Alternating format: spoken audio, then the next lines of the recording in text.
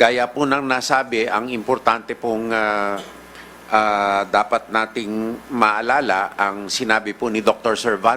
Servando na itong Typhoon Marcy ay may cone of uncertainty kung saan ang pwedeng pag-iba ng dadaanan o lakas nitong bagyo na ito ay pwedeng umiba sa inaasahan nating prediction.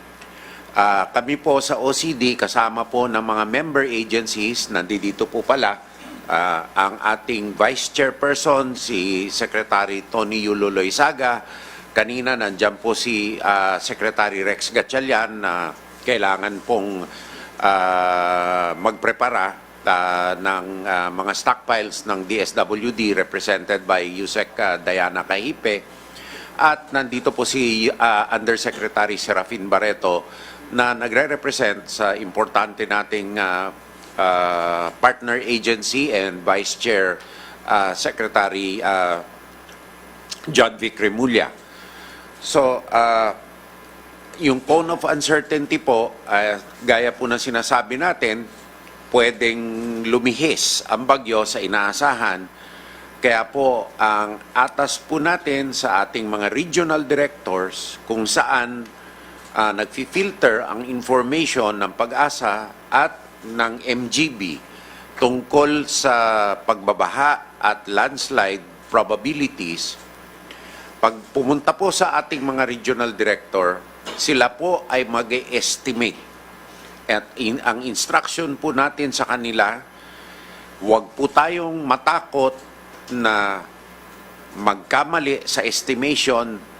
Maliwanag po to, makinig po ang lahat, huwag po tayong matakot na magkamali na ang estimate or best judgment natin ay lumihis sa pangyayari sa panahon just as long as yung error ay on the side of safety.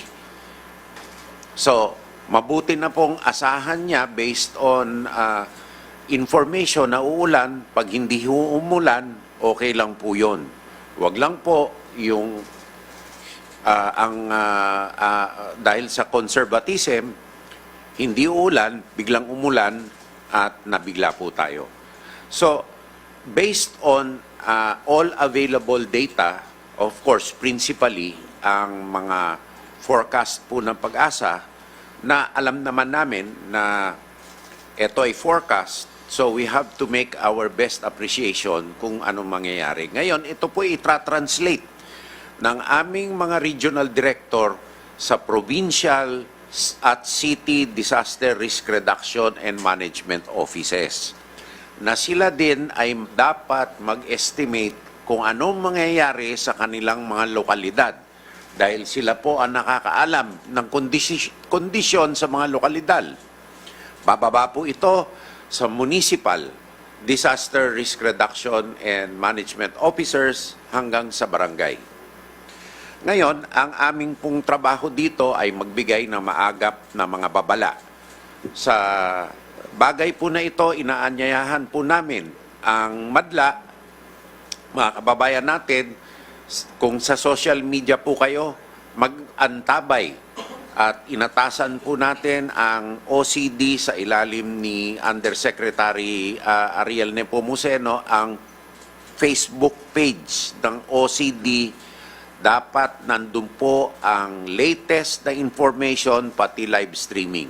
Ganon din po ang ating mga information agencies ng gobyerno sa ilalim ng Presidential Communications Office kung saan naka-direct link po tayo sa kanila. At ang ating mga partners sa media. Mag-antabay po sa mga babala at ang mga municipal officers po ay mamaya ilalahad po ni Undersecretary Barreto. Trabaho po at responsibilidad ng Municipal Disaster Risk Reduction and Management Officers na ibaba sa barangay ang maagang mga babala. Pangalawa po, kung maaari po, iwanan po nating libre ang mga kalsada at kalye. Nakita na po natin na malakas ang hangin at ang baybayin dagat ay may mga malalaking alon. Kaya sometimes po kalye lamang ang maaasahan po natin na tanging ugat ng pagbigay ng relief goods at mga kinakailangan serbisyo sa ating mga kababayan. Kaya kung maaari at hindi po importante, huwag pong gagamitin ang mga lansangan.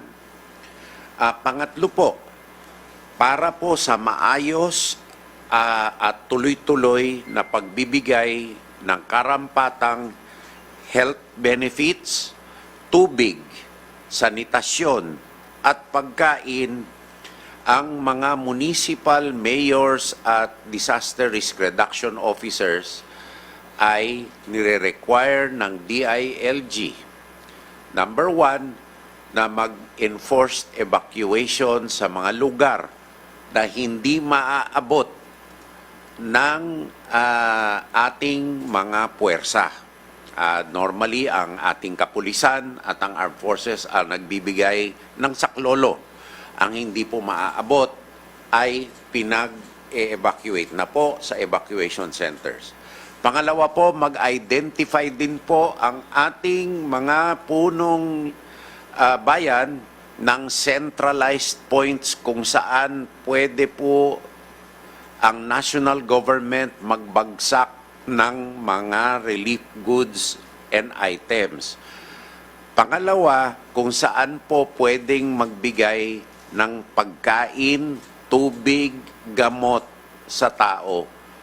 Kasi po, unsustainable ang pagbibigay ng individual na food packs na hindi rin po magagamit ng mga kababayan natin dahil hindi po sila makaluto. So, at sa mga lugar na maaari at may pag-e-evacuatean ang ating mga tao, ire-require po ng DILG at ng DSWD na magbumuhay na mga evacuation centers ang ating mga punong bayan upang sa ganon, camp management ang mangyayari sa DSWD, magiging maayos ang pagbigay ng tulong sa ating mga kababayan sa tamang paraan, sa ligtas na paraan, sa paraan na hindi magkakasakit ang ating mga kababayan at kung saan ito pwedeng gawin sa pangmatagalang panahon. Kasi po ang pagbibigay ng mga food packs na individual or tulong na individual ay gagawin po natin sa mga tunay na liblib na mga kabayanan at kapurukan, lalo-lalo na po sa mga isla na kailangan pong mabigyan ng direct servicing ng ating national government agencies. Pangatlo po, pang-apat rather, ang ating pong Philippine Coast Guard at Philippine Ports Authority ay magkakaroon ng enforced pag kinakailangan na sa lalong sa early stage para hindi po magkabuhol-buhol ang traffic ng no-sail policy sa mga puerto. Na hindi po lahat, maghintay po tayo ng anunsyo kung anong mga kalsada ang dapat iwasan at ang mga puerto na hindi papayagan ng PPA at ng Philippine Coast Guard na maglayag ang mga barko, lalo na po ang mga roro. Hindi pa po ngayon yan, pero maghintay po tayo ng babala kasi po kailangan po hindi diverted ang atensyon natin sa pagre-rescue ng mga nasisira nanganganib na mga naglayag. Pangalawa, kailangan po ang mga kalsada ay libre upang sa ganon maabot natin ang ating mga kababayan.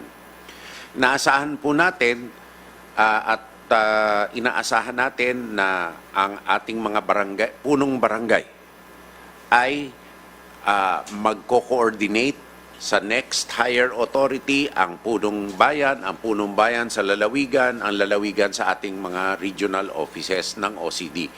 Ganun po ang disenyo ng ating sistema at habang maaga pa, ay makaplano tayo. Katulad po ng sinasabi din ng Pag-asa, may parating pa pong mga weather disturbance.